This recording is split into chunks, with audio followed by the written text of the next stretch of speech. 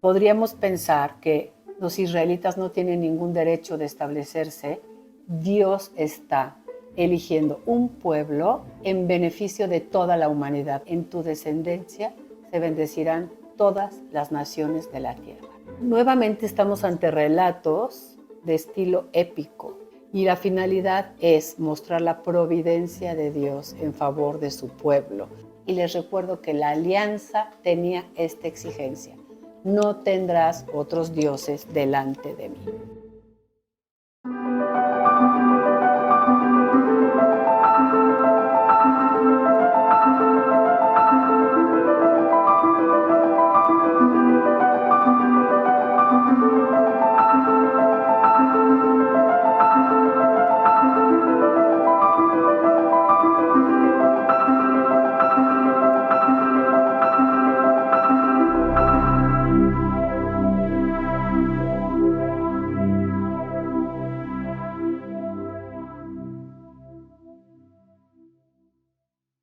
Muy buenos días, hermanos. Estamos nuevamente reunidos para continuar el curso La Historia de la Salvación. En esta ocasión vamos a estudiar la etapa número 4. En el nombre del Padre, y del Hijo, y del Espíritu Santo. Amén. Padre nuestro que estás en el cielo, santificado sea tu nombre. Venga a nosotros tu reino. Hágase tu voluntad en la tierra como en el cielo. Danos hoy nuestro pan de cada día. Perdona nuestras ofensas como también nosotros perdonamos a los que nos ofenden.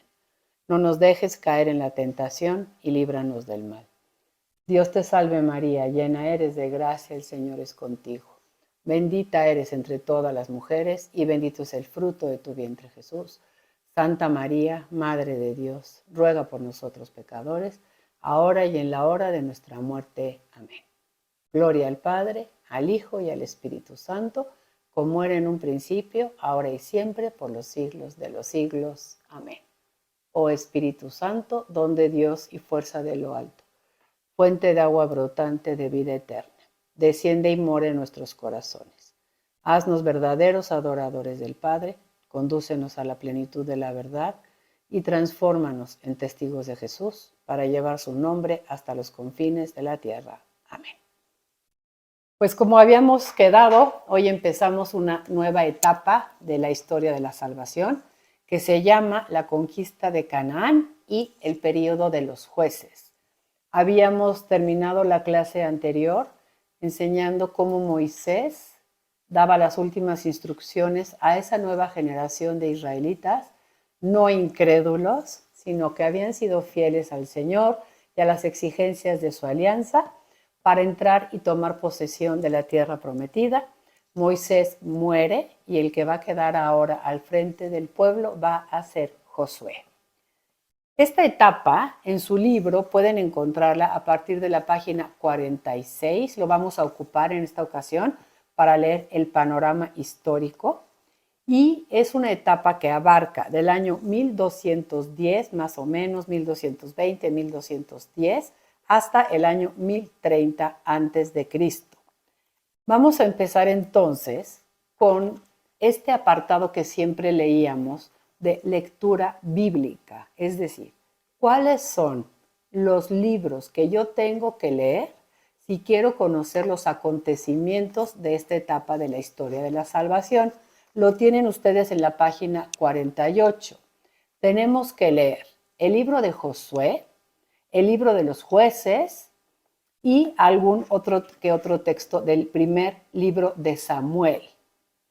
El libro de Josué va a narrar del capítulo 1 al 12 la conquista de la tierra prometida, del capítulo 13 al 22 la repartición del país entre las tribus y el capítulo 23 y 24 el fin de la carrera de Josué. Más adelante veremos el contenido del libro de los jueces. Hoy nos vamos a limitar al libro de Josué. Vamos entonces a ver nuestra línea del tiempo. Tenemos, como siempre, la parte superior en la cual vemos la historia mundial. Hay un pequeño cambio de épocas. Si se fijan, pasan de la época del bronce nuevo a la época de hierro. Y tienen ahí varios acontecimientos que se van dando en la historia mundial. Por ejemplo, los filisteos, se establecen en la costa de Palestina, termina el imperio hitita y toda esa historia global que tiene que ver de verdad con el pueblo de Israel también. Y luego en la parte inferior tenemos qué es lo que hemos recorrido de la historia de la salvación. Tenemos el recuerdo de la primera etapa, los orígenes o la prehistoria, la segunda etapa, la época de los patriarcas, luego una época de silencio, la tercera etapa que fue Moisés y los acontecimientos del Sinaí, y ahora entramos en la etapa número 4, que empieza en el año 1210 a.C. con Josué, que inicia la conquista de la tierra prometida y que terminará aproximadamente en el año 1010 con el fin del periodo de los jueces. Vamos entonces a leer nuestro panorama histórico. Voy a tomar mi libro en la página 46 y dice así: panorama histórico. Josué, vamos a ponerle unas fechas a Josué del 1210 al 1200. Josué, sucesor de Moisés en el gobierno del pueblo de Israel, recibe el encargo de conquistar el país de Canaán, que es la tierra prometida por Dios al patriarca Abraham. En esa ardua empresa de pioneros, Josué jugó un papel primordial. Sin embargo, por favor vean la cantidad de años que va a durar la conquista. La conquista total de Canaán debió ser lenta y penosa, realizándose paulatinamente en diferentes sitios y por diferentes tribus de Israel. Más adelante leeremos lo que sucede durante el período de los jueces, que nos va a narrar casi 2 siglos de esa conquista lenta y penosa. Tenemos que como aprender a leer estos acontecimientos, porque si leemos la Biblia desde la historia, desde la sociología, desde los derechos humanos, podríamos pensar que los israelitas no tienen ningún derecho de establecerse en esa tierra. Pero este es un libro, palabra de Dios, que nos enseña verdades en vista de nuestra salvación. Y en vista de nuestra salvación, Dios está eligiendo un pueblo en beneficio de toda la humanidad. Nunca olviden el texto de Génesis 12:3, cuando Dios le dice a Abraham: en tu descendencia se bendecirán todas las naciones de la tierra. Vamos a leer en la página 46, el penúltimo párrafo. Israel, instalado en su nueva tierra, va a sufrir a través de los años una transformación profunda. Va a pasar del seminomadismo del desierto lentamente a las condiciones de un pueblo sedentario para llegar finalmente a la vida pacífica del cultivador de campos.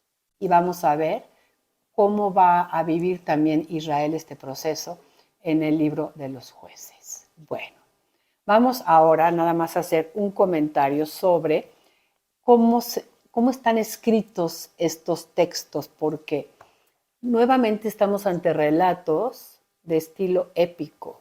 No son epopeyas religiosas, es un pueblo que está naciendo, que va a tener un territorio nuevo, que va a realizar conquistas para establecerse en ese territorio, pero que tienen una intención por la cual son narrados de esa forma que quizá no nos va a gustar. Y la finalidad es mostrar la providencia de Dios en favor de su pueblo, cómo Dios constantemente cumple sus promesas y acompaña a su pueblo. Ahora es bien importante también una frase que nos decía mucho el Padre, se las leo literal. Es importante no confundir inconscientemente la sustancia divina del mensaje con las formas literarias con las que ha sido puesto por escrito. Una cosa es el mensaje que Dios nos quiere comunicar, otra es la manera en que el escritor de aquella época escribe esos acontecimientos, ¿no?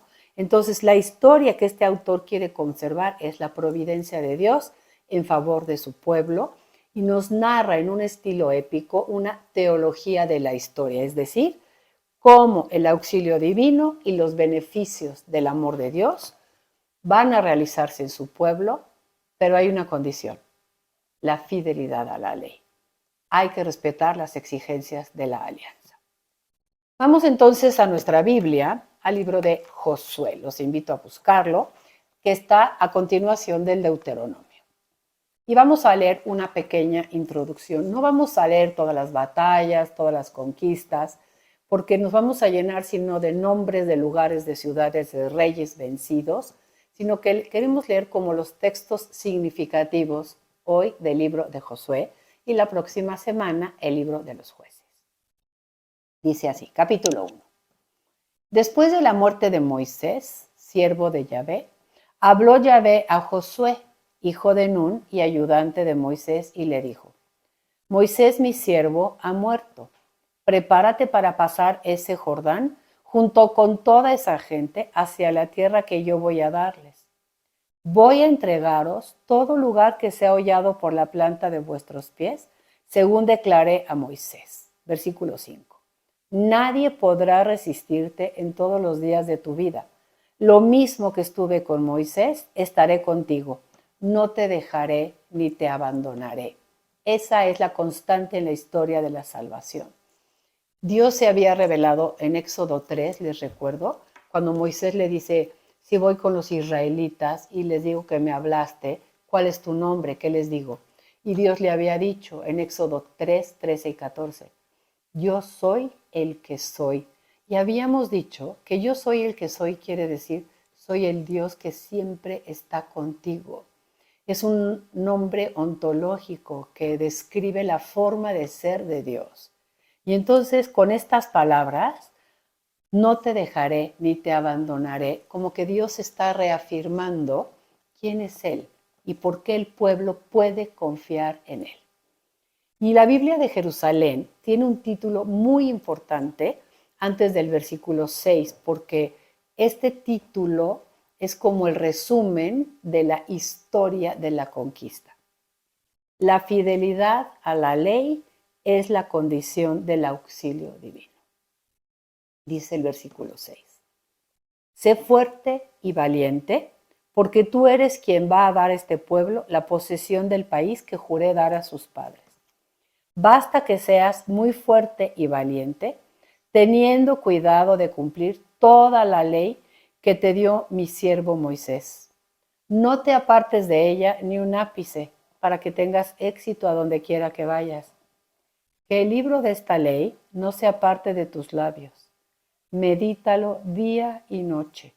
Así procurarás obrar en todo conforme a lo que en él está escrito, y tendrás suerte y éxito en tus empresas. ¿No te he mandado que seas fuerte y valiente? Pues bien, no tengas miedo ni te acobardes, porque el Señor tu Dios estará contigo a donde quiera que vayas. Vamos a pasar ahora a una lectura en el capítulo 3, en el versículo 7. El Señor le dijo a Josué: hoy mismo voy a empezar a engrandecerte a los ojos de todo Israel, para que sepan que lo mismo que estuve con Moisés, estoy contigo. ¿Se fijan cuántas veces hemos leído en poquitos textos: yo soy el Dios que está contigo? Tú darás esta orden a los sacerdotes que lleven el arca de la alianza. En cuanto lleguéis a la orilla del Jordán, os detendréis ahí. Josué dijo a los israelitas: acercaos y escuchad las palabras de Yahvé vuestro Dios. Igualito que Moisés escuchaba la palabra de Dios y como buen profeta escuchaba y luego la transmitía al pueblo, lo mismo hace Josué. Él no se presenta como estas son mis palabras, sino soy un instrumento en manos del Señor. Él me ha dicho esto y yo vengo a comunicárselos a ustedes. Versículo 10. Y añadió: en esto conoceréis que el Dios vivo está en medio de vosotros y que arrojará ciertamente a vuestra llegada, como había dicho a Moisés, al cananeo, al hitita, al jibita, al perisita, al girgaseo, al amorreo y al jebuseo, 7 naciones paganas. El arca del Señor de toda la tierra va a pasar el Jordán delante de vosotros. Así como la nube les abría camino en el desierto durante el Éxodo, Ahora el arca de la alianza, la presencia de Dios, va a caminar delante de ellos. Ellos solamente tienen que seguir al Señor su Dios. El arca va a pasar el Jordán delante de vosotros. Escoged pues 12 hombres de las tribus de Israel, un hombre por cada tribu. En cuanto a las plantas de los pies de los sacerdotes que llevan el arca de Yahvé, Señor de toda la tierra, pisen las aguas del Jordán, las aguas que vienen de arriba quedarán cortadas y se pararán formando un solo bloque. Se van a volver a abrir unas aguas para que el pueblo pueda pasar. Vayan notando también cómo los acontecimientos son narrados en la Biblia también como cíclicamente. Tenemos nuevamente un relato de un pueblo que no tiene más que pasar por unas aguas para poder gozar de un beneficio. ¿Y qué dice el versículo 14? Cuando el pueblo partió de sus tiendas para pasar el Jordán, los sacerdotes llevaban el arca de la alianza a la cabeza del pueblo. Y en cuanto los que llevaban el arca llegaron al Jordán y los pies de los sacerdotes que llevaban el arca tocaron las orillas de las aguas que bajaban de arriba se detuvieron y formaron un solo bloque a gran distancia. Y un poquito más adelante, el pueblo pasó frente a Jericó. Versículo 17. Mientras todo Israel pasaba en seco, los sacerdotes que llevaban el arca de la alianza de Yahvé se estuvieron a pie firme en seco en medio del Jordán hasta que todo el pueblo acabó de pasar el río. Y nos narra cómo Josué pone unas piedras, 12 piedras, hace un altar y da gracias a Dios por este acontecimiento salvífico. Y en el capítulo 4, versículo 15, Dios le dice a Josué: manda a los sacerdotes que llevan el arca del testimonio que salgan del Jordán. Josué ordenó a los sacerdotes que salieran del Jordán, y cuando los sacerdotes, portadores del arca de la alianza del Señor, salieron del Jordán, apenas las plantas de sus pies tocaron la orilla, las aguas del Jordán volvieron a su cauce y empezaron a correr como antes por todas sus riberas. Bueno, muy bien. Llegan entonces a Gilgal, que es un lugar que está entre el Jordán y el Jericó. Y en el capítulo 5, quiero leer unos textos que quieren destacar y recordarle a Israel el poder del Señor su Dios. No olvidemos eso. Dios nos encanta que nos los presenten como un Dios de misericordia, pero también se revela a Él como el Dios del gran poder. Vamos a leer el versículo 1 y luego el versículo 10. Cuando oyeron todos los reyes de los amorreos, es decir, todas aquellas naciones que estaban del otro lado del Jordán, y todos los reyes de los cananeos que vivían hacia el mar, que Yahvé había secado las aguas del Jordán ante los israelitas hasta que pasaron, desfalleció su corazón y les faltó el aliento ante la presencia de los israelitas. Es decir, ya llegó la noticia del poder de Israel desde Egipto hasta las naciones cananeas. ¿Pero por qué tiene poder Israel? Porque Yahvé, su Dios, hace todo por ellos. Y va a ser muy impresionante en el libro de Josué y en el libro de los jueces, cómo las naciones paganas, no que se rindan, pero respetan y les produce cierto temor religioso el poder del Dios de Israel, como que reconocen que el Dios de Israel es un Dios poderoso que está con su pueblo y que actúa en favor de él. Y como porque por el otro lado vamos a tener a Israel incrédulo, ¿no? Y pues quizá nos podríamos aplicar esta enseñanza también nosotros, ¿no? ¿Cómo vamos a poder manifestar quién es nuestro Dios si nosotros no reconocemos ni su poder ni sus acciones salvíficas en nuestra vida? En el versículo 10 del capítulo 5, están de fiesta, han llegado a la tierra. ¿Y qué van a hacer? Van a celebrar la Pascua. Los israelitas acamparon en Gilgal y celebraron ahí la Pascua, el día 14 del mes, a la tarde, en los llanos de Jericó. Al día siguiente de la Pascua, comieron ya de los productos del país, panes ácimos y espigas tostadas desde ese mismo día. Y entonces el maná cesó desde el día siguiente, una vez que pudieron empezar a comer los productos del país. Los israelitas no tuvieron en adelante maná y ya aquel año se alimentaron de los productos de la tierra de Canaán. Habíamos comentado que van a pasar ya del seminomadismo al sedentarismo, porque la tierra de Canaán es una tierra fértil, sobre todo la parte del norte por la que ellos van a entrar, y ya pueden dedicarse a la agricultura.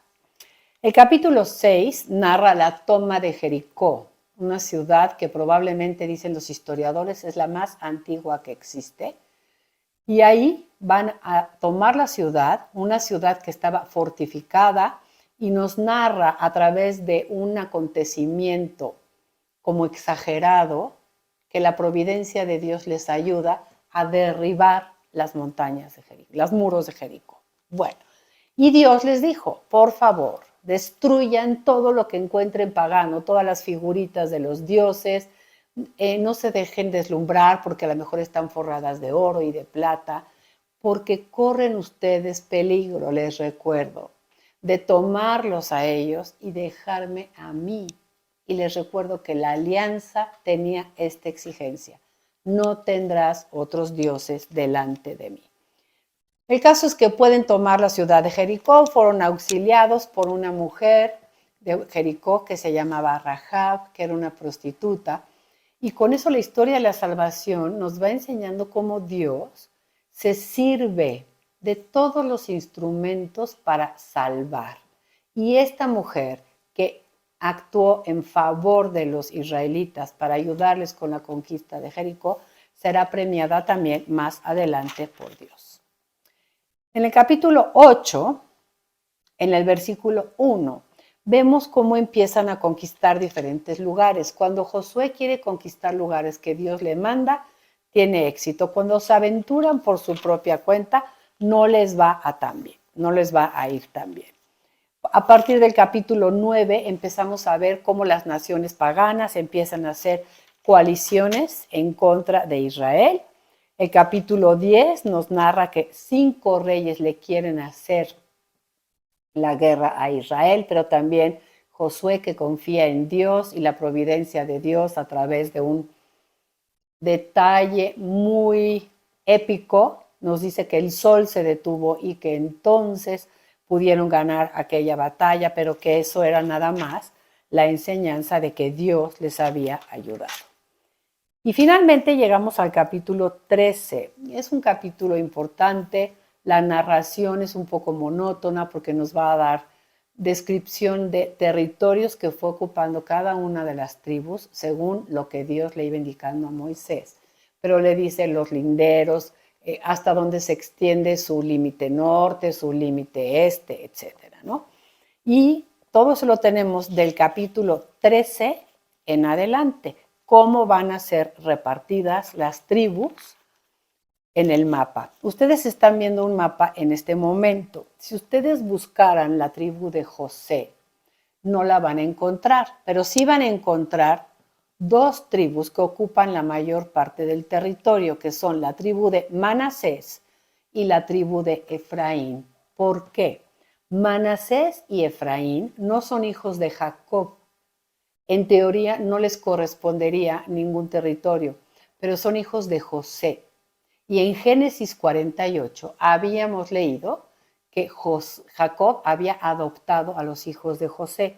Por eso cuando entran en la tierra prometida, no se narra que a José le haya tocado territorio, sino que su territorio se reparte entre las tribus de Manasés y de Efraín. Y solamente la tribu de Leví, si ven en su mapa, no tiene herencia, porque dice muy bonito: el Señor Yahvé es su herencia. Los levitas vivirán entre sus hermanos les proporcionarán alguna ciudad para que ellos habiten en ella, pero no les va a dar ninguna tierra. Vamos a ver el capítulo 13, un poquito nada más. Josué era ya viejo y entrado en años. Yahvé le dijo: eres viejo y entrado en años y queda todavía muchísima tierra por conquistar. Versículo 7. Reparte ya esta tierra como heredad entre las 9 tribus y la media tribu de Manasés. Se la repartirás desde el Jordán hasta el mar grande de occidente, y el mar grande será su límite. El mar grande es el Mediterráneo. ¿Por qué nada más 9?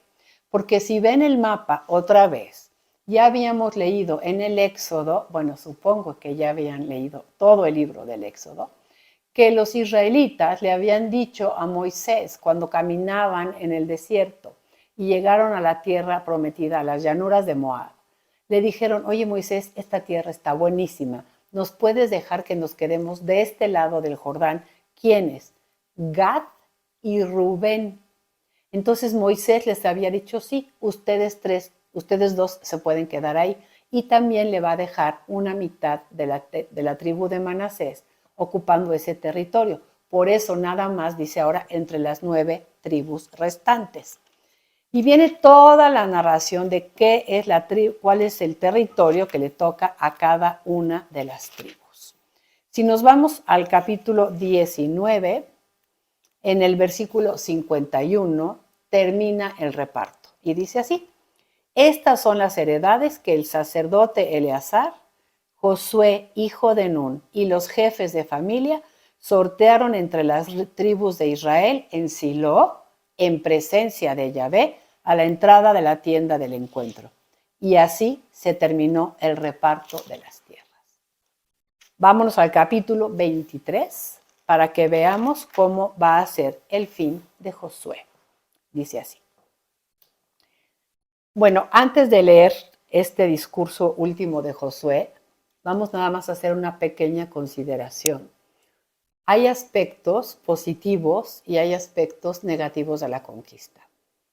¿Cuáles fueron los aspectos positivos de la conquista? Pues que todas estas naciones paganas pudieron entrar en contacto con el yavismo, pudieron conocer quién era el Dios de Israel, incluso se erigieron santuarios a Yahvé, el Dios de Israel, en los lugares de Siquem, Silo, Betel y Gilgal. Y entonces, como que diríamos, el yavismo fue implantado en algunas partes de estas naciones cananeas que van siendo conquistadas. Pero la conquista, pues también tenía un peligro, y ese peligro fue que los israelitas empezaron a conocer dioses que no habían conocido antes. Y que daban a estos pueblos una tierra fértil, fecunda, que les procuraba una manera de vida muy agradable en comparación de la vida que ellos habían conocido en el desierto, y que tenían cultos licenciosos en colinas donde había templos sagrados, en donde se hacía el culto mediante la prostitución sagrada. Y eso va a atraer mucho a los israelitas, porque tristemente los falsos dioses, las tentaciones, lo que no debe ser, siempre se nos presenta como muy agradable, muy fácil, muy productivo, y eso es lo que nos llama la atención para dejar al Señor e irnos tras otros dioses. Y eso le pasó al pueblo. Y Josué se va a morir y les va a decir esta palabra. Vamos a leer el capítulo 23 en el versículo 14. Dice así: ya veis que yo me voy por el camino que debe seguir todo el mundo. Reconoced con todo vuestro corazón y con toda vuestra alma que de todas las promesas que Yahvé vuestro Dios había hecho en vuestro favor, no ha fallado ni una sola. Todas las ha cumplido. Ni una sola ha fallado. Es muy impresionante esto. ¿Cuándo prometió Dios a Abraham que iba a darle una tierra? En el año 1850 a.C. Estamos hacia el año 1200 a.C. Han pasado 650 años de que Dios dijo aquella palabra a Abraham. Y hoy, 1200 con Josué, la está cumpliendo. Y Josué tiene la sensatez, la fe, el conocimiento de Dios como para decir, esto no es más que la promesa de Dios que se está cumpliendo.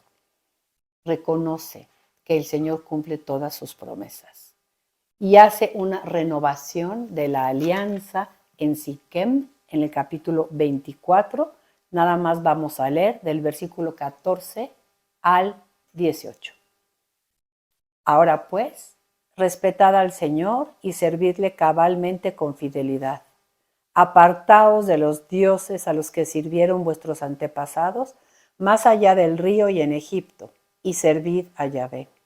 Pero si no os parece bien servir a Yahvé, elegid hoy a quién habéis de servir, o a los dioses a quienes servían vuestros antepasados más allá del río, o a los dioses de los amorreos en cuyo país habitaréis ahora. Yo y los míos serviremos al Señor. Y el pueblo respondió, lejos de nosotros abandonar al Señor para servir otros dioses. Y en el versículo 18 al final, también nosotros serviremos al Señor porque Él es nuestro Dios. Versículo 25, aquel día Josué selló una alianza con el pueblo, le impuso decretos y normas en Siquem, y Josué escribió estas palabras en el libro de la ley de Dios. Versículo 29. Después de estos acontecimientos, murió Josué, hijo de Nun, siervo de Yahvé, a la edad de 120 años. Y el versículo 31, muy importante porque nos va a hacer como el puente con la siguiente obra que es el libro de los jueces, dice, Israel sirvió a Yahvé en vida de Josué y mientras existieron los ancianos que sobrevivieron a Josué y que sabían las hazañas que Yahvé había hecho en favor de Israel. Ya vendrá la próxima sesión en la que veremos si es cierto que el pueblo va a guardar esta alianza que acaba de renovar en Siquem. Como siempre les agradezco mucho su atención. Les recuerdo que si tienen alguna pregunta pueden escribirnos a preguntasjn@magdala.org. Alabado sea Jesucristo. Si te gustó este video, te invitamos a suscribirte a nuestro canal de YouTube y a darle me gusta. Es una manera muy sencilla de ayudarnos a crecer nuestro ministerio y sobre todo de ayudarnos a compartir el mensaje de Jesús desde Magdala, Tierra Santa, a las puertas de tu casa.